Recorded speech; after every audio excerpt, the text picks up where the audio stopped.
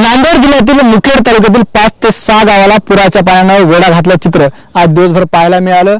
यात प्रामुख्याने रावण गाव असेल, हसनाळी असेल आणि एसडीआरएफ पथकाने जे आहे ते आपल्या जीवाची बाजी लावून अनेक नागरिकांना या पुराच्या पाण्यातून सुखरूप वाचवले। आपल्यासोबत एसडीआरएफचे जवान आहेत। काय सांगाल, सकाळपासून जे आहे ते आपण या काळात गुंतलात, काय परिस्थिती गावातली? सर आम्ही रात्री 2 वाजल्यापासून आम्ही नांदेड जिल्ह्यातून निघालो आणि मुदखेड ह्या ठिकाणी आम्ही 5:30 वाजता आम्ही ऑपरेशनसाठी सुरुवात केली।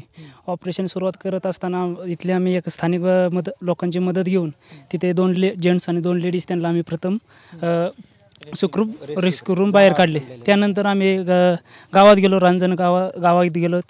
तिथले आम्ही तिथले वृद्ध लोक होते, माणसं होते, त्यांना आम्ही रेस्क्यू करून बाहेर काढले। आणि जाताना आम्हाला एवढा अनुभव आला, काटे वगैरे भरपूर होते आणि जाताना रस्ता माहीत नसल्यामुळे आम्ही स्लो गेलो आणि पाण्याच्या ओव्हरफ्लोच्या दिशेने जात आम्ही त्या गावापर्यंत पोचलो।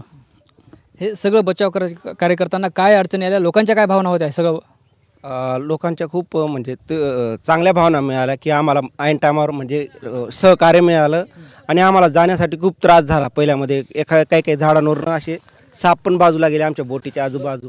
ज्यावेळेस आम्ही स्टार्टला गेलो त्यावेळेस खूप त्रास झाला आम्हाला त्या जाण्यासाठी। आणि लहान मुलांनाही आम्ही व्यवस्थित प्रकारे तिथून रेस्क्यू केलं। आता तिथून 2 म्हणजे 1 वर्षाची मुलं, 2 वर्षाची मुलं, तर 80 वर्षाच्या मुलापर्यंत आपलं माणसांपर्यंत, वयोवृद्ध माणसांनाही आम्ही रेस्क्यू करून सुरक्षितपणे बाहेर काढलं। आणि त्यातल्या त्यात आम्ही 200 ते 250 लोकांना आतापर्यंत रेस्क्यू केलं गेलं आहे। सर, सकाळी तुम्ही सर्वप्रथम जेव्हा गावात गेले होते तेव्हा गावात काय परिस्थिती होती? गावात एकही माणूस बाहेर कुठे नव्हता। जिथं सुरक्षित जागा भेटेल, उंचच्या ठिकाणी असेल किंवा कोणी जसं योग्य वाटेल की एखादा झाडाचा सहारा भेटला, अशा ठिकाणी आपला जीव लपवून वाचवण्यासाठी लोक बसलेली होती। आम्ही गेल्यानंतर लोकांना आवाज दिला, आम्ही मदत करण्यासाठी आलोय वा।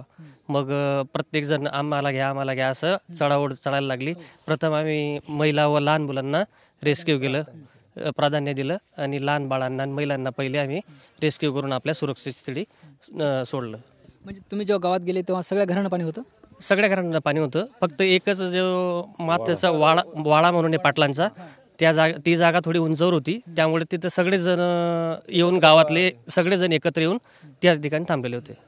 सर, साधारणपणे आज दिवसभरात किती लोकांना जे ते सुखरूप तुम्ही बाहेर काढले? आज दिवसभरात सर आम्ही कमीत कमी 350 लोकांना बाहेर काढलेलं आहे। सगळे सुखरूपच आहे, कोणाला वैद्यकीय उपचार द्यायची गरज काही पडली नाही। जर पडली असती तर आमची ॲम्ब्युलन्ससुद्धा आम्ही अवेलेबल ठेवली होती इथं। सर, आपण याच मार्गातून 2 ते 3 गावच्या लोकांना बाहेर काढले, काही जीवितहानी झाल्याची माहिती? सध्या तर काही माहिती नाही आहे सर। आता सर्च चालू आहे, आमच्या संध्याकाळच्या शेवटच्या सर्च असते ते, त्याच्यानंतर अर्धा तासानं कळत। सर, आता किती वाजेपर्यंत ही पुन्हाची शोध मोहीम चालू असणार आहे? हे आमचं साधारणतः 8 वाजेपर्यंत चालणार आहे शोध। एकदा अंधार झाल्यानंतर मग आम्ही बंद करू आजचा मोहीम। निश्चित आपण बघतो हे सगळे एसडीआरएफचे जवान होते, ज्यांनी सकाळपासून जे आहे ते या शोध कार्यात काम केलं होतं। अनेक लोकांना त्यांनी बाहेर काढले, सुखरूप बाहेर काढले आणि आपल्या स्वतःची जीवाची बाजी लावून जे आहे ते अशा पद्धतीनं पूरग्रस्त परिस्थितीत काम केले। त्यामुळं आज जे आहे ते नांदेड जिल्ह्यातील, नांदेडच्या मुखेड तालुक्यातील अनेक लोक सुखरूप आहेत आणि अजूनसुद्धा यांची शोध मोहीम सुरू आहे। कॅमेरा पर्सन अमित आडेसह ज्ञानेश्वर लोंढे, TV9 मराठी, मुखेड, नांदेड।